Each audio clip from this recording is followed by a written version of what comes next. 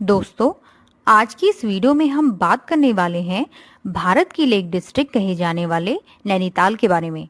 हम जानेंगे कि उत्तराखंड में स्थित यह जिला, जो कि झीलों का शहर नाम के ताज को पहने हुए है, कैसे बसा। हम जानेंगे कि कैसे पी बैरन ने इसका सौदा नैनी झील के बीचों बीच जान से मार देने की धमकी से किया। So don't go anywhere, you are watching book lover कीर्ति।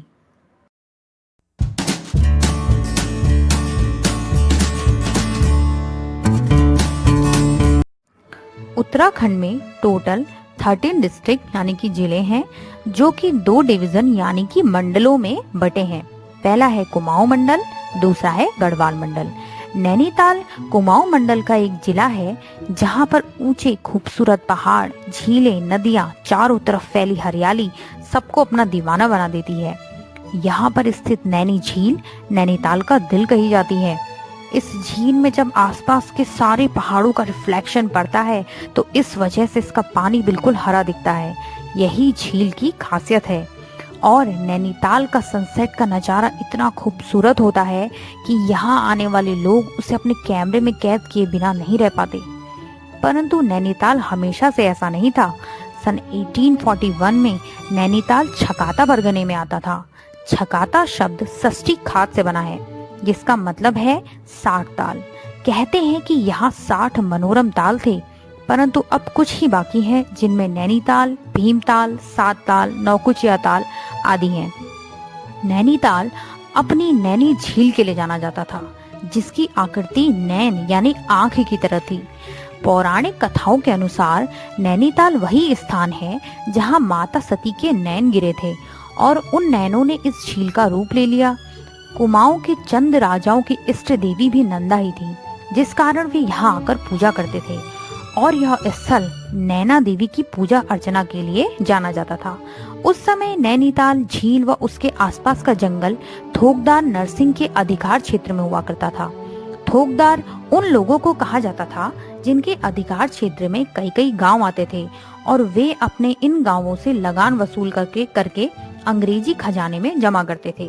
सन 1839 में एक चीनी का व्यापारी, एक नवयुवक पी बैरन, जो कि घूमने का बड़ा शौकीन था, केदारनाथ व बद्रीनाथ की यात्रा करते हुए एक दिन अपने मित्र के यहाँ ठहरा हुआ था। तो उसने अपने मित्र से नैनी झील की सुंदरता का वर्णन सुना और उसको देखने पहुंच गया। उस झील की सुंदरता को देखते ही पी बैरन उस पर मंत्रमुग्ध हो गया और किसी भी कीमत पर इस इलाके को खरीदने का निर्णय ले लिया। पहले तो थोकदार नूर सिंह ने इसे बेचने का मन बना लिया, परंतु बाद में धार्मिक स्थल के महत्व के चलते उन्होंने इस क्षेत्र को बेचने से साफ इनकार कर दिया। 18 नवंबर 1841 को बैरन अपने 2 मित्रों बूटन व कैप्टन बिलर को लेकर भीमताल की ओर से नैनीताल पहुंचे। यहाँ वे पूरी साजिश के तहत अपने साथ 6 मीटर लंबी नाव लेकर आए थे। उन्होंने उस नाव को झील में उतारकर पतवार के सहारे चलाया। झील में पहली बार नाव को चलते देखकर आसपास के लोग इकट्ठा हो गए और इस दृश्य को बड़े आश्चर्य से देखने लगे। इन्हीं भीड़ में थोकदार नरसिंह भी था। जब ये तीनों झील के किनारे पहुंचे तो इन्होंने थोकदार नरसिंह को नाव में बैठने के लिए कहा। पहले तो नरसिंह तैयार नहीं हुआ, पर इन तीनों ने उसे बहला फुसलाकर नाव में बिठा लिया।